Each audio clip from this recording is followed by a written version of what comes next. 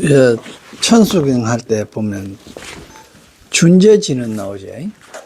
준재보살이라 하는 게 준재공덕지가 나오는데, 준재하는 게 포준이고 본보기가 된다, 이런 뜻이래. 그래서 이게 준재 발언하는 것도 부처님이나 보살의 모든 보살의 기준이 된다는 얘기야. 그래서 그 준재 발언에 보면 적발불이 광대원 그래놔서 해놨는데, 곧 크고 넓고 큰 원을 세워야 된다는 거야. 그게 뭐고 보리라는 거야. 깨닫겠다 하는 얘기. 우리가 세상을 살면서 돈은 벌겠다, 부자 되겠다, 이렇게는 말을 잘해요. 그런데 돈 얼마 벌 건지, 언제까지 벌 건지, 이걸 정해놓지를 안 하는 거야. 그리고 그냥 막연하게 돈 많이 벌겠어, 부자 되겠어. 그러면 그 돈벌이가 어디 쓰겠다 하는 원을 안 씌워놨는 거야. 그 다음에 언제까지 벌겠다 하는 그것도 안 정해놨어요. 그러다 보니까 평생 내 돈만 쫓아가다가 제대로 써보지도 못하고 가시는 거예요. 그래서 짱짱할 때, 즉 젊을 때, 즉 말하면 자기가 능력이 있을 때, 그런데 사람은 항상 자기는 안 늙는 줄 착각하고 살거든. 자기는 영원히 살 것처럼 산단 말이야. 그러니까 기간 정하는 게 두려운 거야. 돈도 언제까지 벌어갖고 돈을 어떻게, 얼마가 됐든지 그 돈을 어떻게 쓰겠다. 이 칸은 원을 세워놔야 돼요. 세워놔야 되는데. 그러면 세상, 비록 100년도 못 살지만은, 100년, 50년, 100년 살지만은, 그 살았던 가치가 있는 거야, 보람이. 그런데 우리는, 이거 내가 지금 이 이야기 하는 게, 아까 대화하는 게 그래서 그런데, 왜 나는 일만 할까? 왜 나는 이거 할까? 이거는 처음부 다 누가 만드는 거고 그러면? 자기가 만들었는데. 그래서 자기를 아는 사람은, 자기를 볼 줄 아는 사람은 남을 원망 안 해요. 상대가 왜 내한테 이렇게 하는지, 자기가 이렇게 했기 때문에 상대가 나한테 이렇게 한단 말이야. 그러면 자기 한 걸 알면 상대 원망할 일이 안 생겨. 그 다음에 그 앞에 무슨 말이 있나 그러면, 천명을 알면, 하늘의 명령을 알면 이러는데, 하늘에서 주어진 그 숙명을 알면 하늘을 원망 안 한다 그랬어요. 그런데 하늘의 그 천명이 하늘에서 좋는가 이렇게 생각하는데, 제석천에서 좋는가 이렇게 생각하는데, 제석천한테 가서 물어보니까 뭐라 그러는 거야? 네가 도르천에 있다가 인간 세상에 나가면서 이번에 인간 세상으로 나가면 이러이러한 좋은 일을 하겠습니다. 내가 전생에 우리 마누라한테 참 죄도 많이 짓고 이랬는데 이번에는 나가면 그분한테 그 은혜를 다 갚겠습니다. 이제 이건 최고 찌질한 놈이 하는 이야기고, 조금 그래도 생각이 있었던 거예요. 이제 표준이 뭐냐? 조금 전에 얘기할 준재 발언인 거예요. 보리를 발휘해서 깨달음을 이루어서 넓고 큰 원을 성취하겠다는 거예요. 그러니까 내가 이번 세상에 나가서 그 최석천한테 세상에 나가려고 그러면 조금 과다하게 선하게 하겠다 하는 이야기를 해야 내려올 거 아니에요. 그거 명시 누가 했노 그러면 지가 했어. 지가 해놔놓고 인간 세상에 내려오가지고는 하늘이 내한테 이렇게 명령한 거다 이렇게 생각하는 거야. 그런데 그거 몰라. 자기가 그렇게 하겠다 하는 거야. 그런데 그 제석신에 명시하면서 생명 받을 때는 마치 대통령이 취임식 하는 날 나는 이렇게 하겠습니다. 선거운동할 때 이렇게 하겠습니다. 하면 공약 많이 하잖아. 해놔놓고 실천은 안 하지만은 맨 우리도 제석신 앞에서 그렇게 하겠다 했는 거야. 이래 좋은 일을 하고 이번 시행에 내려가갖고는 내가 수다원가를 분명히 얻겠습니다. 이번 시행에 내려가면 사다원가를 분명히 하겠습니다. 그러니까 이렇게 하고 왔는데 와서는 안 하는 거예요. 그러면 내가 천명대로 하면 어떤 그런 게 천명이 뭔지 모르겠잖아.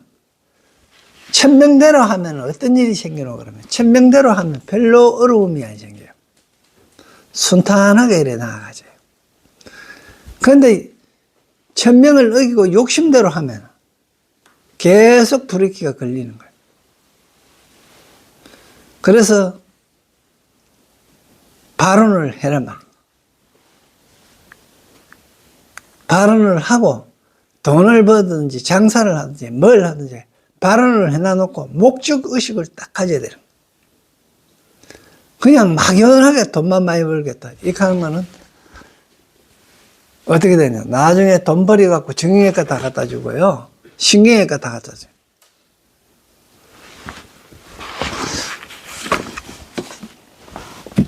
거의 자기가 봐요. 어릴 때 봐요.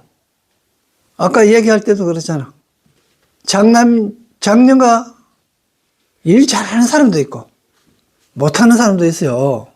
둘째, 셋째가 잘하는 사람도 있어요. 거기에서 가장 큰 영향은 둘째가 장녀가 갖고 문제가 아니고 부모들이 키우는 부모들이 걔 칭찬해버리면 죽을 뻔 살 뻔해요. 그리고 어릴 때 왜 부뚜막에 올라가갖고 설거지하고 그렇게 했어요?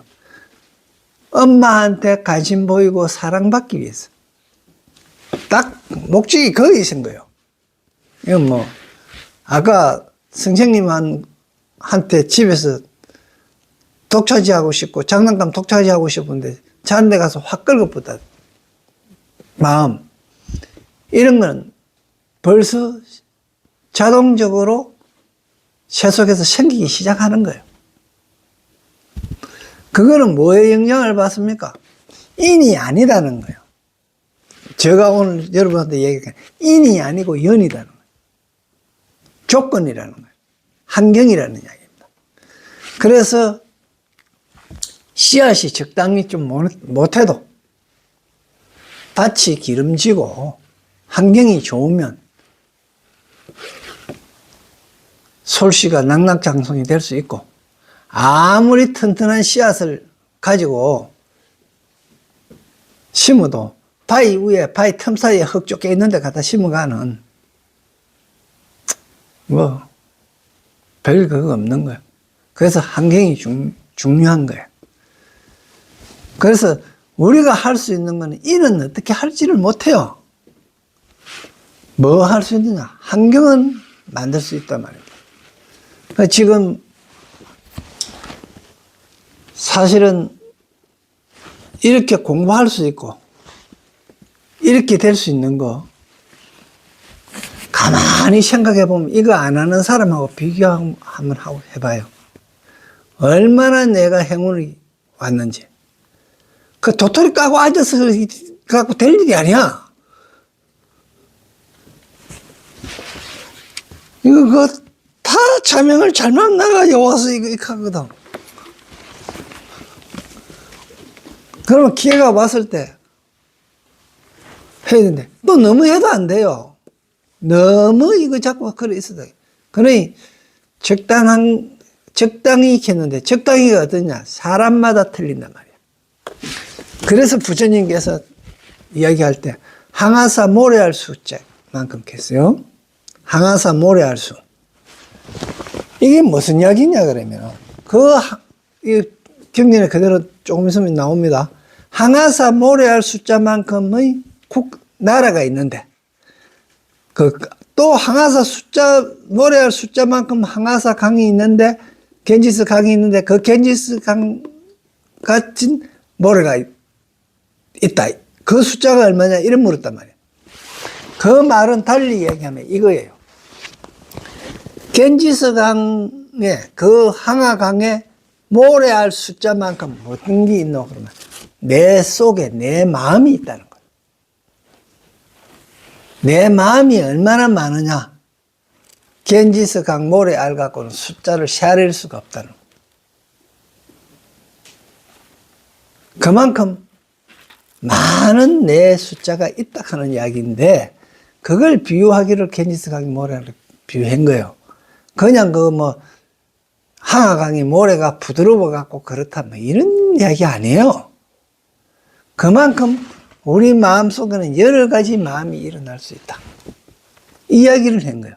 그러니까 사람마다 얼마나 마음이 틀리겠어요.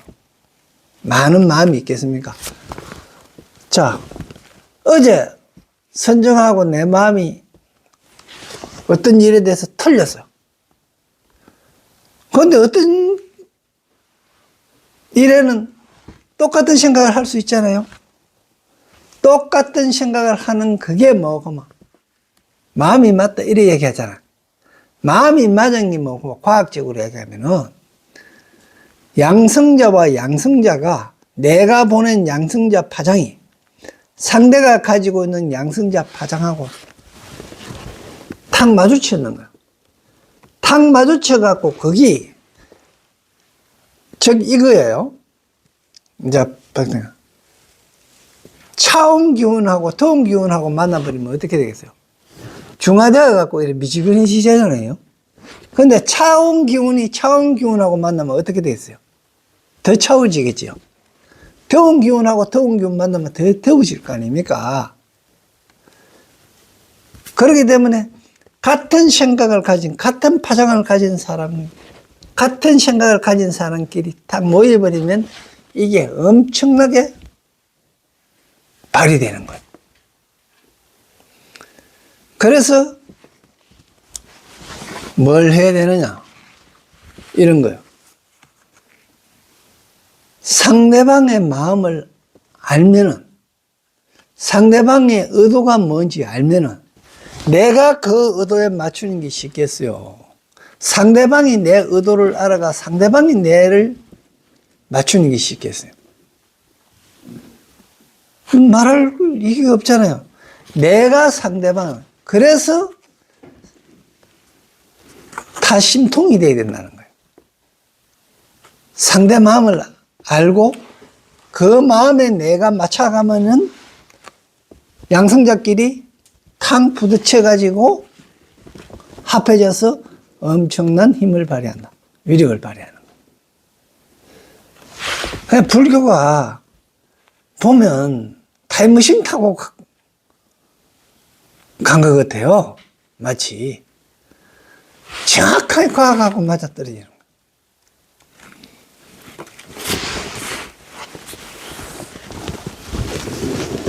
거예요. 지금 이야기한 게 아마 오늘 공부하는 내용하고 거의 비슷할 거예요. 자, 오늘은 맨 414페이지에 이 교재는 남영현 선생님의 건강경 강의입니다. 414페이지에 헤아릴 수 없이 많은 우주세계가 있어요.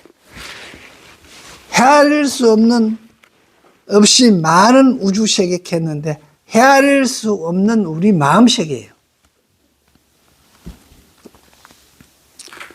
그래서 봐요. 수고리와 그대 생각은 어떤가? 겐지스 강의 모든 모래를 부처는 모래라고 말했는가? 그렇습니다. 세존이시여. 여러께서는 그것을 모래라고 하셨습니다. 달리 얘기 안 했어요. 있는 그대로 얘기한 거예요. 부처는 두 번째 문제를 제기합니다. 눈을 다 검사하고, 눈은 뭡니까? 유관, 천안, 해안, 법안, 불안, 오한 이야기 했었지. 유관은 우리 눈을 가지고 있는, 부처님 유관 가졌어, 안 가졌어요? 부처님도 유관 가졌어요. 천안 가졌었나? 가졌는 거예요. 부처님은 오한을 다 가지고 계신 분입니다. 그런데 중생은 어떻게 돼요? 유관밖에 없는 거예요. 눈으로 봤을 때 저기 사과다, 저기 밥이다, 저기 딸기다, 저기 밤이다 하는 거는 뭐예요? 어떻게 알아요? 정에 의해서, 경험에 의해서 하는 거예요. 그걸 정지라 그래요. 정지. 정에 의해서 알아지는 거예요. 그런데 만일에 천안, 해안, 법안, 불안까지 다를 가지고 하는 걸 아는 걸 갖다가 영지라 그래요. 신령스러울 영자, 영지라 그래요. 그 영지가 돼야 되는데 우리는 뭐가마 정지예요. 모든 것을 내 감정으로 보는 거예요. 그러다 보니까 최고 먼저 해야 될 타심통도 안 되는 거예요. 다른 사람 마음을 못 읽는 거예요. 그냥 이 눈에 대한, 안목에 대한 이야기를 했습니다. 안목의 단계는 내 눈을, 내 한자의 감정으로서 보는 거, 그러지 아니하고 객관적으로 보는 천안, 그리고 지혜로 보는 해안, 그리고 원리로 보는 법안, 통틀어가 싹 다로 보는 불안, 이런 거를 이제 이야기를 쫙 해놔놓고 나서 지금 뭐라고 얘기했습니까? 겐지스 강의 모래라고 이야기했느냐 안 했느냐 이런 물은 거예요. 이 말은 뭡니까? 부처님이 육안으로 모래를 보느냐 이런 물은 거예요. 부처님도 육안으로 보는 거예요. 있는 거는 있는 그대로 눈으로 보는 거예요. 단 그따다가 뭐를 안 여요? 감정을 안 여는다는 거예요. 집착하는 마음을 안 여는다는 거예요.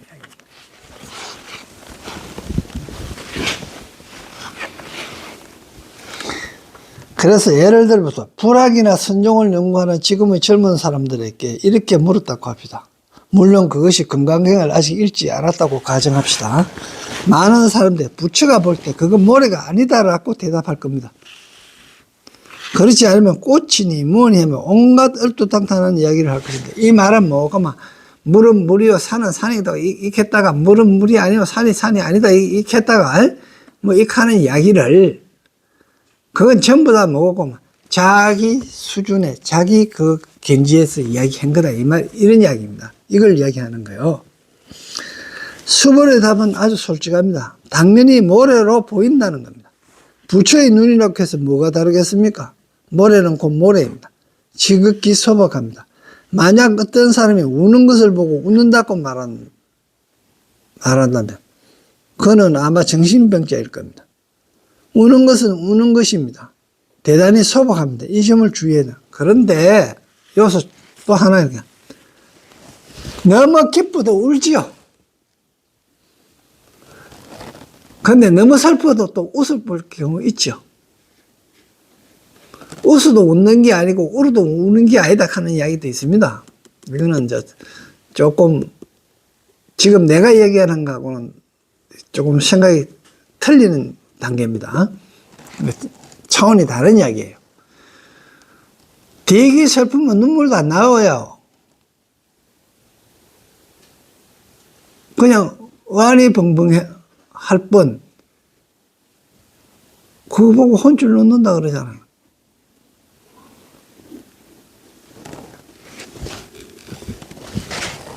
그리고 뭐 되게 기쁠 때 뭐 보면 뭐 막 좋아갖고 웃으면서 눈에서 눈물 줄줄 흘리는 경우도 있잖아요. 그런 경험 못 해봤으면 이때까지 잘못 살은 거예요.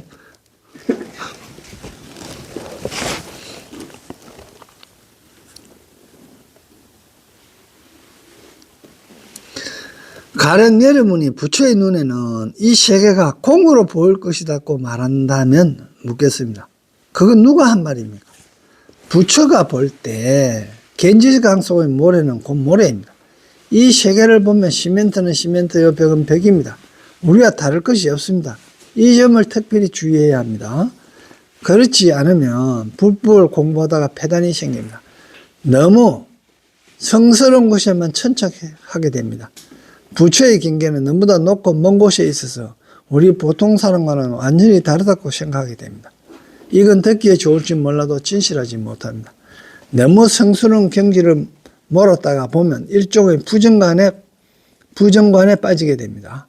부정관은 바르지 못한 사유요, 바르지 못한 생각으로 여기에 빠지다 보면 이상해집니다.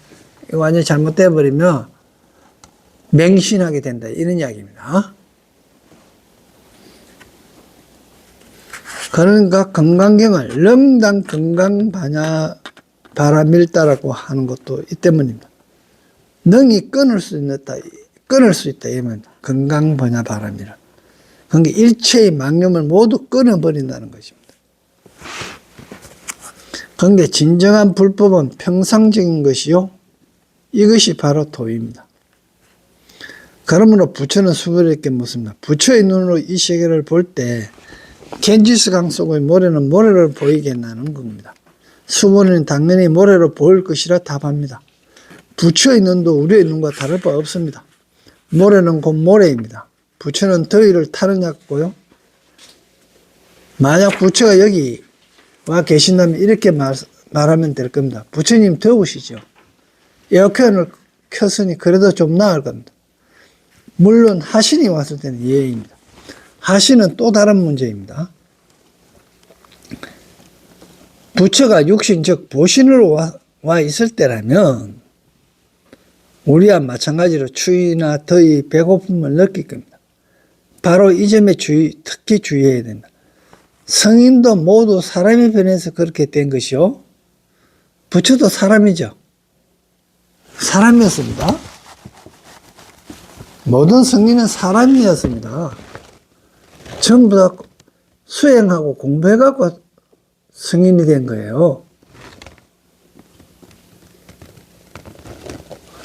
부처 역시 중생이 수행에 성공해서 이렇게 된 것입니다. 이야기가 여기에 이르니 시 한 수가 생각납니다. 제가 알기로 이 시는 대략 200년 전에 대륙의 한 지식인이 지은 것입니다. 그 사람은 신선을 만나기 위해 대만에 와서 어란의 한 산 위에 이르자 절벽에서 이 시를 지었습니다. 어란이라고 한 것 동네가 있는 모양입니다. 33천천 중천. 건근에 33층의 하늘이 겹겹이 쌓여있고 흰 구름 속에 신선이 있도다. 신선도 본래 범인인 것을 오직 범인의 마음이 굳지 못함을 염려하도다. 33천 위에 또 하늘이 거듭해서 또 하늘이 있다, 이런 이야기입니다. 자, 이게 이제 문제인 거예요. 하늘은 뭘 의미한다 그랬습니까? 기쁠 때 하늘입니다. 우리 마음이 기쁠 때가 하늘이에요.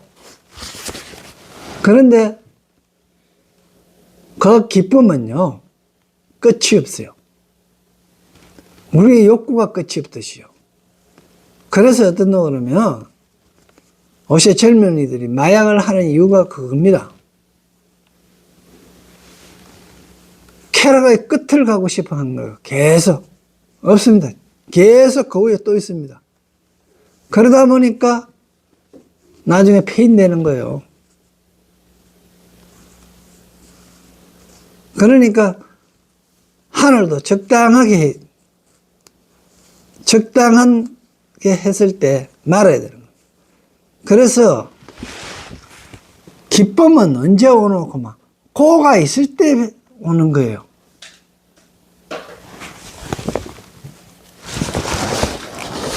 내가 8월 뒤 봤는데 우리가 지금 현재 생활하는 모든 속에는요,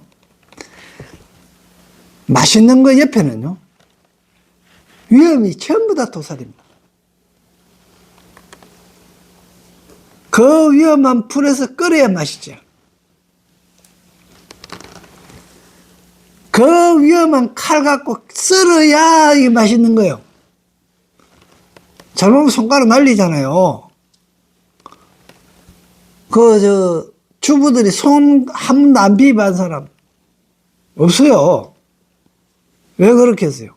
안 비벼보면 손 한 번 안 다치보면 조심을 안 해요. 처음에는 조심하다가 나중에 조심 안 하다가 보면은 다치고 나면 또 조심하죠. 우리가 지금 차 즐겁게 타고 가잖아요. 저거 얼마나 위험한 거 옆에 있어요. 목숨 걸어놓고 다 사실은 타고 다니는 거요. 그러니까 기법 옆에는 무서움이 도사리고 있습니다. 예. 항상 그걸 생각해야 되는데 이제 아프잖아요. 그런 게 발 뒤지.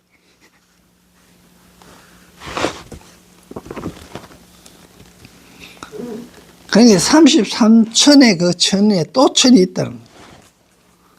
그런 게 정 말하면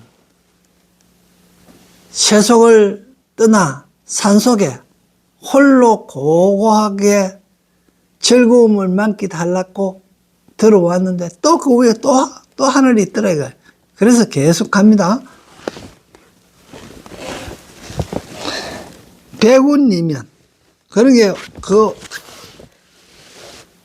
흰구름 속에 자꾸 하늘로 올라가다 흰구름 속에 지금 깊어갖고 뭡니까? 지금 흰구름 겠잖아. 구름 속에 있는 것 같은 거요. 붕뜨가. 그 속에 신선이 있다는 거예요. 그런데 그 신선은 본래 범인이 지은 것이다. 신선봇이 범인이 지은 바인 것을 단지 파악하는 건 두려워할 파자입니다. 마음이 하얘진다는 겁니다. 보셔야 애들 그까지 머리가 하얘지더라고요. 이래 얘기하지 않습니까? 그죠? 이 파자입니다. 마음심자 옆에 백이잖아요. 흰백이잖아요. 범인의 마음이 굳지 않음을 두려워한다. 내 마음이 계속 변하는 거예요. 그게 어디까지 즐겁고 막 끝내야 되는데 계속 더 즐겁고 싶은 거예요.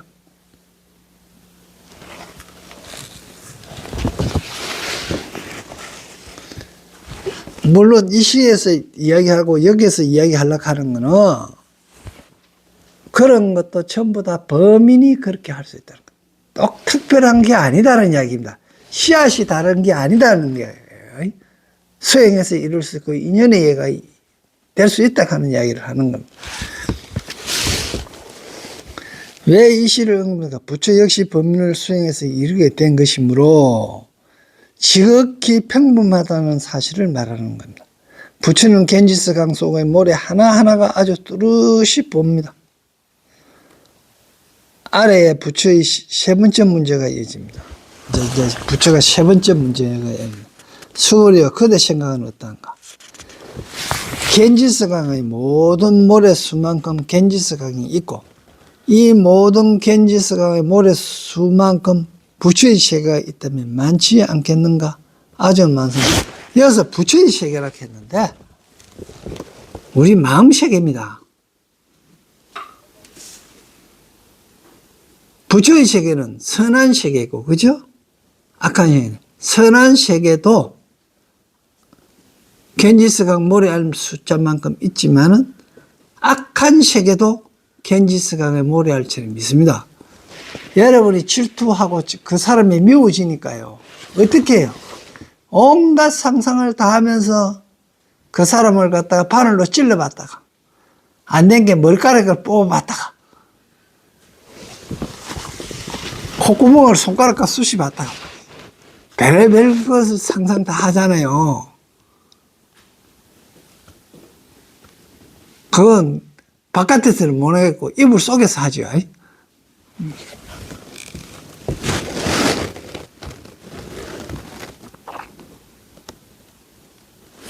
서벌이 의호나 여일 항하 중 소유사. 서벌이는 어떻게 생각하느냐? 한 항하사 중에 쓰이는 바 모래와 같이 이와 같이 모래알 수와 같은 이거 유여시사. 우리 이 모래는 우리 마음 한 조각입니다. 한 조각. 등 항하가 있는데 시제 이 모든 항하에 있는 바 모래 수가 불세계도 이와 같다. 그러면 같다면 영이다. 많지 않겠는가? 아주 많습니다. 심다. 세존이시여. 부처가 서벌에게 묻습니다. 그대 생각은 어떤가? 인도 겐지스강 속의 모래는 그대가 볼 때 많지 않겠는가? 가령 왜 하나의 모래가 하나의 세계를 대표하며 여시사등에서 등은 또 하나의 구절입니다. 즉 모래 한 알이 하나의 세계를 대표하는데 매 세계에 겐지스강 모래알 숫자만큼이나 많은 겐지스강이 있다. 우리 한 생각 내는데 그 한 생각을 쪼개보면 또 겐지스강 모래알 숫자만큼 많은 또 세계가 있다는 생각들이 있다는 거.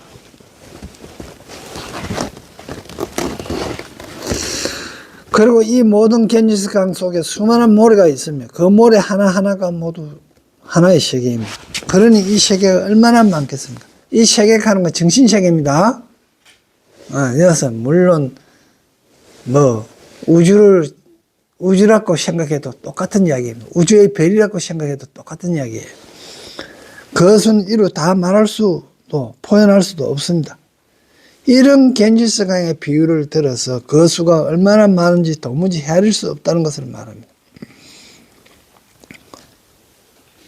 부처는 말합니다. 그대가 보기엔 그 수가 많은가 적은가? 수월이가 되다면 당연히 아주 많습니다. 부처는 여기서 허공 중에 부처의 세계가 무수히 많다는 것을 설명합니다.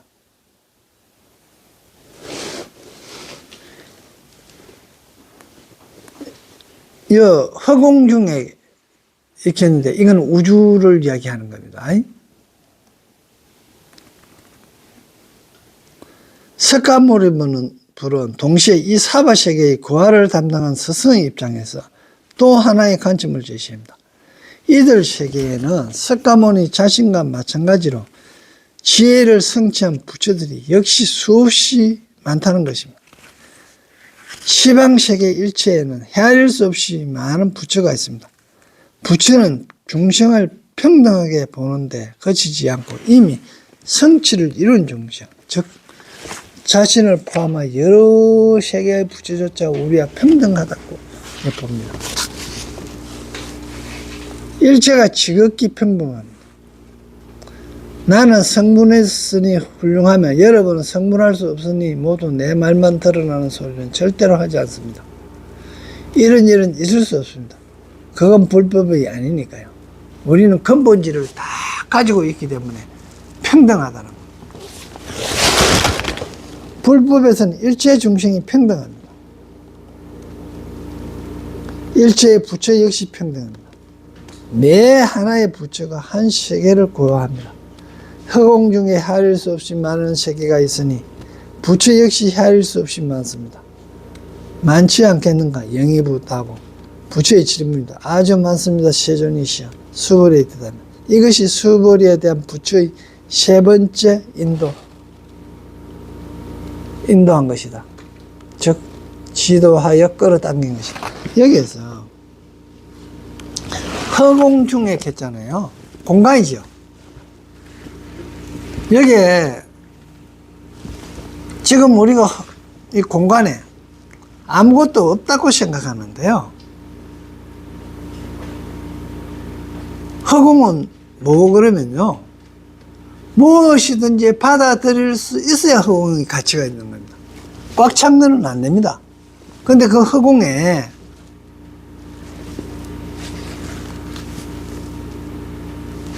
우리는 없다고 생각하는데, 이 허공 중에서 얼마나 많은 게 있어요.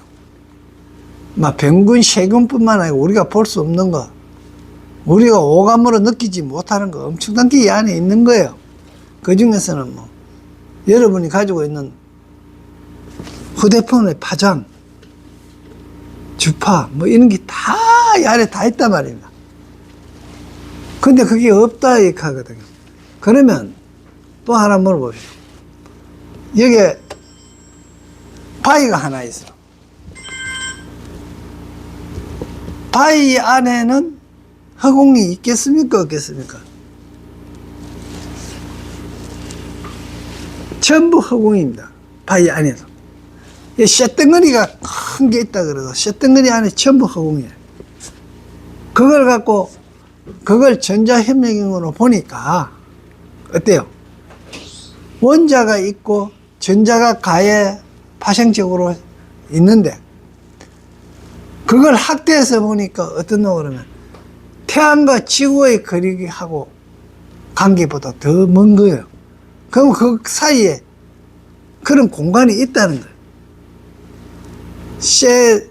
철을 보니까, 철의 원자를 또 보니까 가운데 원자 핵이 있고 가에 전자가 돌더란 말이야. 그 사이 거리가, 간격이 비교하니까 태양과 지구 이런 사이처럼 그만큼 안에 버리지가 있다는 거예요. 그러니까 고체라고 해서 허공이 없는 게 아니고 다 허공인 거예요. 그러니까 허공이 포함하지 아니하는 데가 없고 허공이 들어가지 않는 데가 없는 거예요. 다 들어가는 거예요.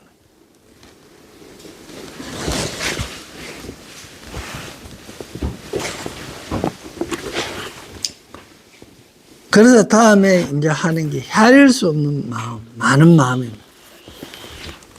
이게 이제 견지스강 모래알과 같은 많은 마음이거든. 이제 또 하나의 문제가 제기됩니다. 부처의 눈은 유관, 천안, 해안, 법안, 불안으로 나타납니다. 이 때문에 부처는 이 세상에 이 허공 중에 그렇게 많은 세계가 있다는 것을 알 수 있습니다. 당연한 일이지만 천문학이나 우주과학이 발전하면 우주에서 수없이 많은 사계가 있다는 것을 이제는 믿을 수 있게 되었습니다. 그렇지만 지금도 단지 우수는 믿는다고 밖에는 말할 수 없습니다. 과연 달에 생명체가 있는지, 뭐 화성에 생명체가 있는지 그에 대해서조차도 아직은 확정적으로 말할 수 없죠. 오늘날이야 우주에 대해 아주 쉽게 이해할 수 있지만 우리가 알아야 할 것은 부처의 이 말이 2000년 몇백 년 전도 훨씬 전에 한 말이라는 것이죠. 그가 무슨 도구나 방법을 사용해서 우주 중에 이토록 많은 세계와 중생이 있다는 것을 알았겠습니다. 이것이 바로 열애가 구별했다고 하는 우한 지혜, 신통 같은 능력이 나온 것입니다. 부처는 이처럼 불가사의한 능력을 구비하고 있는 것입니다. 그러면서도 그것을 가장 평범한 수준으로 끌어내려 중생과 평등한 것으로 만들었습니다. 부처가 본 세계는 모래는 모래요, 물은 물이었습니다. 산을 보니 산이 아니요, 물을 보니 물이 아니다. 이런 소리는 하지 않았습니다. 이런 소리를 한다면 정신병자입니다. 만약 뒤통수를 호되게 한 방 얻어맞았다면 당연히 눈앞이 오락가락 하면서 사람을 봐도 사람이 아니요 귀신을 봐도 귀신이 아니겠죠. 그러나 이건 정상적인 상황이 아닙니다. 정상적인 사람이란 무엇을 보더라도 있는 그대로 보일 것이다.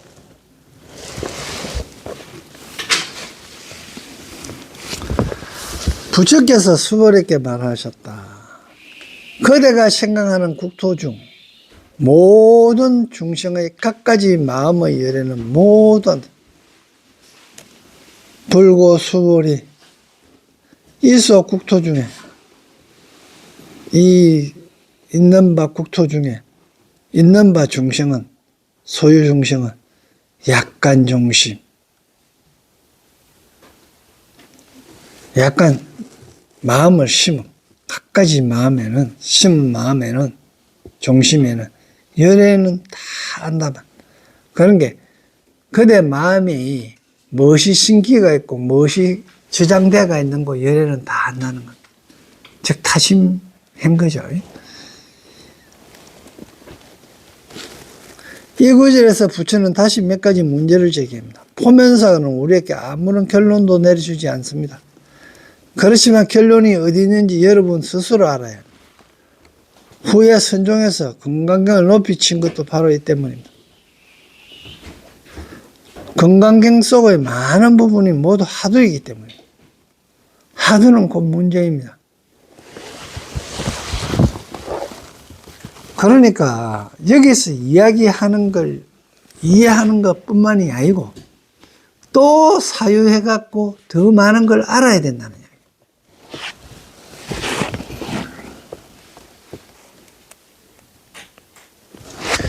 언뜻 보기엔 쉽게 이해할 수 있는 것 같지만 실제로는 아득해서 아무것도 이해할 수 없습니다.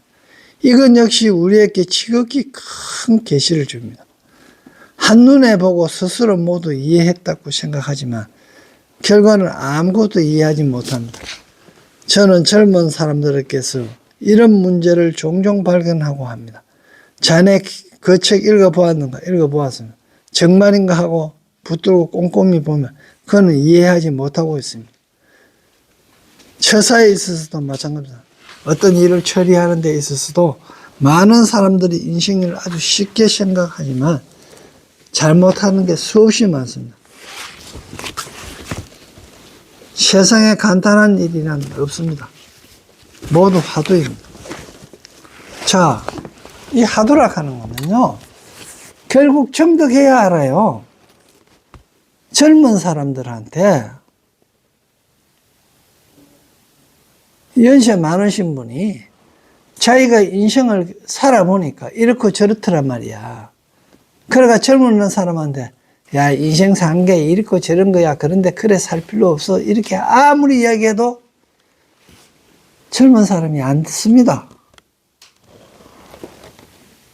늙은 사람이 이야기하는 거는 뭐고 막 경험을 이야기하는 거예요.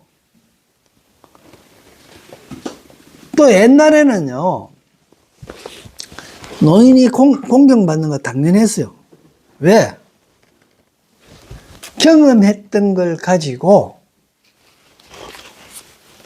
경험했던 게 지식이거든요. 힘이다 말입니다. 옛날에는 농사 지을 때 지금 씨 뿌릴 때 됐습니까? 지금 뭐 뿌려야 됩니까? 이렇게 뭐고 누구한테 물어요? 경험을 많이 했던 사람한테 물었단 말입니다. 그러니까 그걸 많이 알고 있는 힘을 가지고 있었기 때문에 이야기할 수 있는데 지금은 아니죠. 포도편을 뭐 잘 안 되면 누구한테 물어요? 인터넷에. 젊은이한테 묻잖아. 그러니까 지식은 조금 전에도 많이 알면 힘이라 그러잖아. 힘이 누가 많아요? 젊은이가 많은 거예요. 그러면 돈도 힘이에요. 돈 힘입니다. 늙어가 돈을 가지고 있고 죽기 전에, 자식한테 주기 전에는요, 자식들이 힘 있는 부모한테 잘 옵니다. 오는데 그걸 자식들한테 골고루 싹 다 나눠주고 나면요, 양심적으로 한 번은 와요. 그러고 나서 안 와요. 힘을 다 줘붙잖아요. 힘 없어요. 그래서 오셔 늙은 사람들이 아주 깨가 많아가 돈을 안 줍니다. 그런데 뭐 다른 사람이 어떻게 해요? 있는 거 다 줘버리고 자기는 임대 아파트에 있으면서 생활보호 대상자 하려고 자식하고 떨어져 사는 거로 해갖고 생활 대상자 하려고 그래 사는 늙은이 있잖아요. 그래 사니까 어떻게 해요? 자식들 안 와요. 얼마나 어리석은 짓입니까? 그런데 그 돈 좋은 거 있죠. 경험도 없는 자식한테 좋은 돈요. 그것 갖고 사업하면요. 101% 망합니다. 와 101% 망하는지 알아요? 안 했으면 빚이라도 안 냈을 텐데. 빚까지 내가 망해보기 때문에 101% 망한 거예요. 그러고 나면 또 어떻게 해요? 임대 아파트 그것까지 빼뜨리려고 와갖고 또 그까지요. 그게 자식이 잘못한 겁니까? 부모가 잘못한 겁니까? 부모가 잘못한 거예요. 경험 없는 놈한테 그거 왜 그렇게 일찍 줬어요? 또 눈깔 빠끔한 거 아니십니까? 며느리까지 오갖고 알랑방김께네. 그만 돈 없이 많이 지 아들은 똑똑하다고 생각했거든요. 지 아들은 똑똑하고 뭐든 게 잘할 거라고 생각했거든요. 그러던 게는 홀라당 조가 홀라당 틀리고 거지 되는 거예요.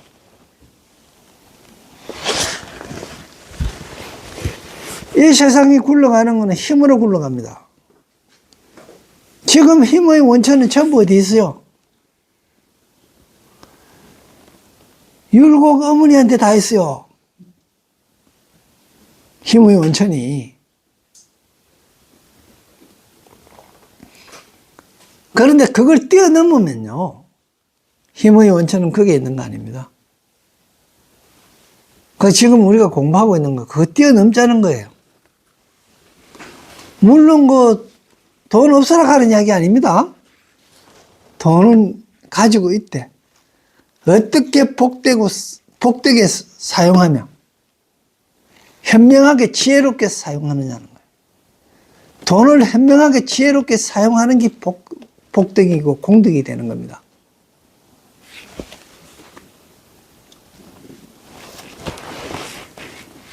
재화를 버는 것도 중요하지만 아까도 얘기했지만 재화를 버는 것도 중요합니다. 쓰는 게 중요합니다. 잘 써야 돼요. 버는 거는 개같이 벌어도요. 쓰는 거는 잘 써야 돼요. 정승처럼 써가 안 돼요. 성인처럼 써야 됩니다. 그 정승처럼 써라 한 거 말 누가 만들었는지 몰라. 정승 욕심 구디고 그거 안 돼요, 인가. 성인들처럼 부처님처럼 써야 됩니다. 돈은.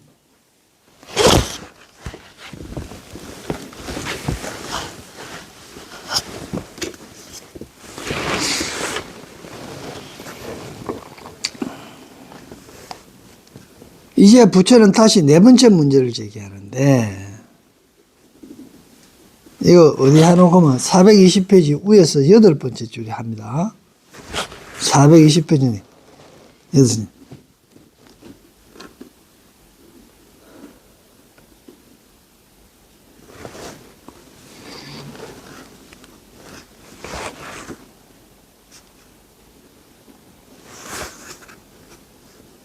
그러니까 여기에서 정의 지혜 속에서 진정한 수지의 체험을 통해 얻을 수 있습니다. 이게 이제 정의 지혜입니다. 정을 잘못하면은요, 이렇게 생각할 수 있어요. 지금은 특히 한국 불교에서는요, 정이 뭐냐, 이렇게 했을 때요, 결과 보자. 딱 해가 앉아갖고, 그죠? 일 안 하고 가만히 있는 거로 생각해요. 그거 정 아니에요.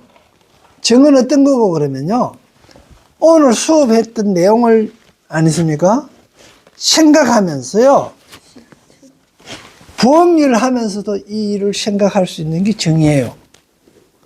그리고 뭡니까? 부업일 하면서도 그렇고. 딴데, 차 운전하고 가면서도 이 공부했던 걸 생각할 수 있고, 이게 정의예요. 그런데 지금 우리가 전부 스님한테 배운 게 결과부자 하고 앉아갖고 아니십니까? 그죠? 숨 쉬는 게나 쳐다보고, 그죠? 어떤 거 하도 들고 가만히 있는 걸 갖고 정의라고 생각하는데 그거 아니에요. 부처 그렇게 안 했어요. 이건 언제부터 그렇게 됐는구만. 그전에는 전부 다 농사 지어가지고, 농사 짓고, 낮에는 일하고요. 일하면서 그 내용을 생각했어요. 그리고 일하면서 뭐, 그만, 경험 있는 큰 스님들이 말로 법문을 했고요. 일을 하면서, 울력하면서. 그렇게 하고, 낮에는 또 자기, 이제 밤에는, 낮에는 그렇게 하고, 밤에는 자기 혼자서 그거에 대한 연구를 한 거예요. 그렇게 쭉 해오다가 국가에서요. 절에다가 재원을 막 이래 준 거예요. 그런 게 농사 안 지어도 되잖아요. 절에 무슨 들이갖고, 절에 전부 다 종이 있었어요. 종하고 전받아갖고 나라에서 줘버리는 거예요. 그러니까 종이 일하고 이러니까 탁발하러 갈 일도 없고 일도 안 해도 되잖아요. 그런 게 어떻게 해야 되겠어요? 안차가 있게 해야 되는 기라. 안 그러고 놔둔 게는 뭡니까? 잘 먹고 힘 쏟는 것 같고 마을에 가서 일이나 저지른단 말입니다. 본부시처럼 좀 예쁜 사람이 있으면 가서 뭐 엉뚱한 짓을 하고 말이야. 힘 남으니까. 거짓한 게 안 되겠으니까 안 차갖고 공부하는 방법을 생각한 게 참선한다 하면서 결과부자 한 거예요. 근데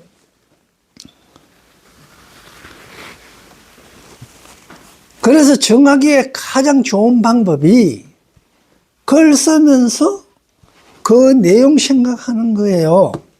이게 사경이 최고 좋다 하는 이유입니다. 내가 선택했던 이유고요. 그러니까 꼭 사경하면서 그렇게 이 내용을 생각했던 걸 딴 일 할 때도 마찬가지로 그렇게 생각하면서 한다 이 말입니다. 이게 정의예요. 그러니까 뭐 두 가지 생각하면 안 되는 거로 이렇게 생각하는데 그런 거 아니에요. 어떤 게 정인고 하나 이야기할게요. 요즘은 은행에 그런 모습이 없는데요. 은행에 가보면 뒤에 계장이라 하는 놈은 담배 피우고 옷에 은행에 가서 담배 피우면 난리 나지요. 옛날에는 계장이라 하는 놈은 뒤에 좌석에 앉아서 담배 물고 연기 빡빡 품고 있고요. 앞에 아가씨가 앉아가 있어요. 옷에는 돈 세라는 그 기계에다 집어넣으면 착 이래 나왔지만 전에는 어떻게 했어요? 손으로 다 세랐잖아요. 손으로 돈 세라면서 돈 빌리러 오신 분 하고 대화해요. 그래, 돈 어디 써갖고 어떻게 갚을 것인가 그것까지 막 이야기 듣고 그죠? 들으면서 돈 세라고 있어요. 그러면서 뒤에 계장이라 하는 놈이 뭐라 하고 대출 좀 해주지 하면 예 알았습니다 하는 대답까지 해요. 이거 뭐야? 이게 정의예요. 정신이 팔팔 살아가 있죠.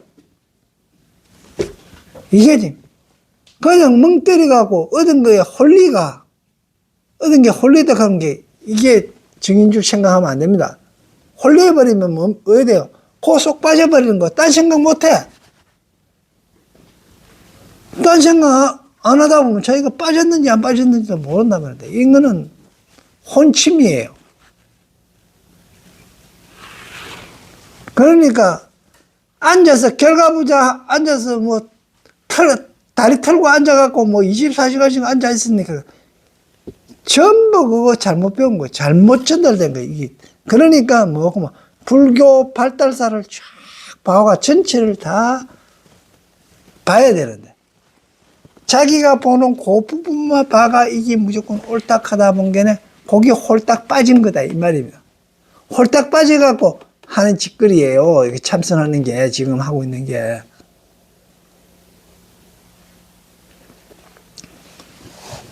혹시 경험해봤는가 모르지만 이런 게 있어. 한자가 갑자기 생각이 하나가 안 나. 칼질하면서도 그게 뭔지 이카면서 막 이래 하고 해서 된장 끓이고 이카면서도 그 글자가 뭔지 이렇게 해서 그러다가 탁 생각이 났어요. 그 글자 이자뿔겠어 안 이자뿔겠어요? 바로 거기 지혜로 일어나는 게 정이다는 거예요.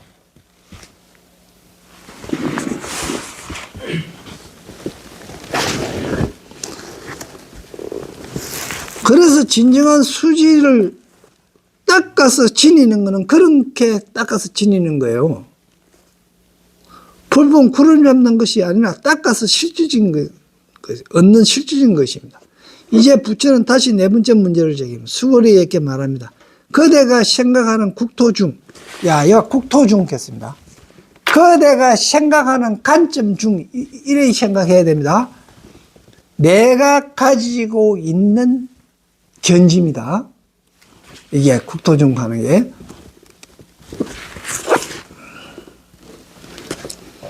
여기서 말하는 국토는 세계가 아닙니다. 불교적 관점에서는 세계는 곧 세계로서 이것은 세간이라고 합니다. 세간에는 소위 4세간이 있거나 5세간이 있다는 설명이 있습니다. 국토는 세간의 하위 개념으로서 즉 소위 국토세간입니다. 국토세간은 세간 중에 기세간 즉 물리적 세간입니다. 그러니까 물리적 이 사상이에요, 세계가. 우리가 그걸 또 더 나누면 세계를 갖다가 이거 음악계, 음악세계, 그죠? 영화계, 영화세계, 이런 식으로 이야기하잖아요. 그런 걸 이야기하는 거예요. 그러니까 이 기세간이라고 하는 건 뭡니까? 물리적으로 이야기하는 건 지구, 화성, 토항성, 이런 이야기입니다. 기세, 물리적 기세. 기세간의 일체 중심은 모두 생명이 있습니다. 국토생활은 중국이나 일본, 미국, 인도와 같은 국토를 가리킵니다. 우리 세계에서 국가라고 불리는 것은 100여 개 이상 되는데 이것이 모두 국토생활입니다. 지금부터는 수고롭게 묻습니다. 모든 국토생활은 일체 중심의 마음에는 얼마나 많은 종류가 있다고 생각하느냐. 그러니까 지구상에 있는 모든 사람의 마음에는 얼마나 많은 마음이 있겠느냐는 거예요. 그걸 다 종합해가. 그런데 나는 다 알아요. 어떻게?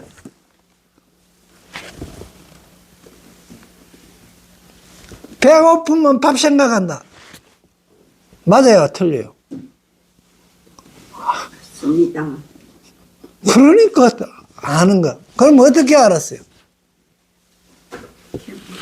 일일이 가서 물어봤어요? 아니지요. 내가 배고파 보니까. 어때요? 밥 생각나더라 말입니다. 그러니까 내를 봐서 상대방을 아는 거예요. 이제 타심통인 거죠. 천안한 거예요. 그러니까 내가 배고파 보는 뭡니까? 수행을 한 거예요. 그게 수지예요.